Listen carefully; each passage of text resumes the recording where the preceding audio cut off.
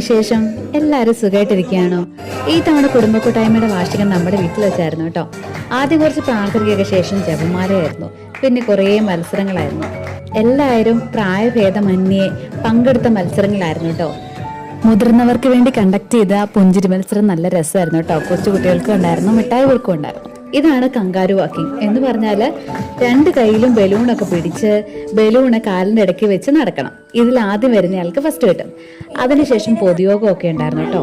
കലാപരിപാടികളുണ്ടായിരുന്നു. നല്ലൊരു ബിരിയാണിയൊക്കെ കഴിച്ച ശേഷം ഞങ്ങളുടെ വാർഷികം അങ്ങനെ അവസാനിച്ചു. പിന്നെ വാർഷികത്തിന് നസ്രാനികളുടെ ട്രഡീഷണൽ വെയറൊക്കെ ഇട്ട് വന്ന നമ്മുടെ ചട്ടയും മുണ്ടും ഒക്കെ അണിഞ്ഞു വന്ന നമ്മുടെ ഏരിക്കുട്ടി അമ്മാമ്മയ്ക്ക് പ്രത്യേകം പ്രൈസൊക്കെ ഉണ്ടായിരുന്നു കേട്ടോ. അങ്ങനെ നല്ലൊരു സന്ധ്യ സമ്മാനിച്ചുകൊണ്ട് ഞങ്ങളുടെ കുടുംബക്കൂട്ടായ്മയുടെ വാർഷികം അങ്ങനെ അവസാനിച്ചു.